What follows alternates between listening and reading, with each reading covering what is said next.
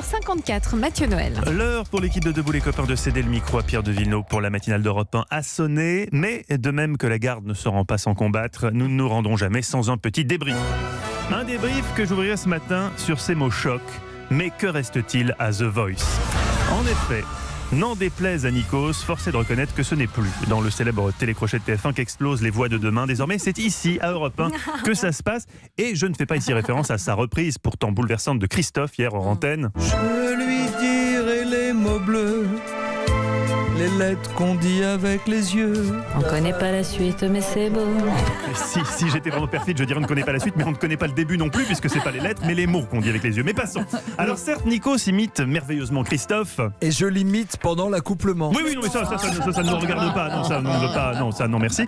Quand je parle de découverte vocale, je veux bien sûr parler de l'événement d'hier, celui qu'évoquait encore toute chamboulée d'émotions Hélène Zellani. À Vicaire. Ce matin, David, il nous a fait un sketch, mais il a chanté tellement bien Johnny. Alors oui, je sais que la finale de The Voice approche, que les équipes sont formées, mais nous devons en parler à Nikos. N'y a-t-il pas moyen d'effectuer un repêchage de dernière minute ? Car je vous le dis, personne ne pouvait savoir que David Abiker, qui assure la revue de presse dans la matinale, était le sosie vocal de Johnny Hallyday. Dans quelques instants, nous entendrons un enregistrement pirate qui le prouve. Mais d'abord, un mot, quand je l'entends, du sosie vocal d'Elvis Presley. A-t-il se penche pour moi?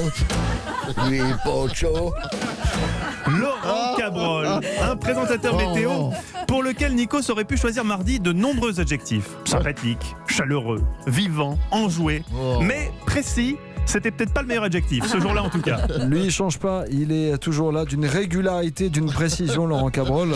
Vous avez dit précision, c'est en effet le mot qui correspond le plus à Lolo. Nous allons vivre quelque chose de presque printanier côté température et presque fin d'hiver, début d'automne pour la couleur du ciel. Précision chirurgicale, en effet, Lolo. Enfin, les amis, chose promise, chose due.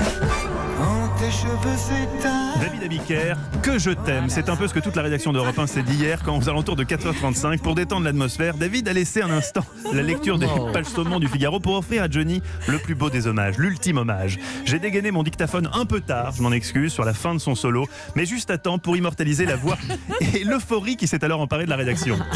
Une étincelle et d'un mot d'amour, oui, pour allumer le feu. C'est ce qu'on appelle dans notre jargon un document européen. Exceptionnel, Mathieu Noël. Je vous encourage à en faire autant pour un jour. Je vais m'entraîner. On va bien rigoler.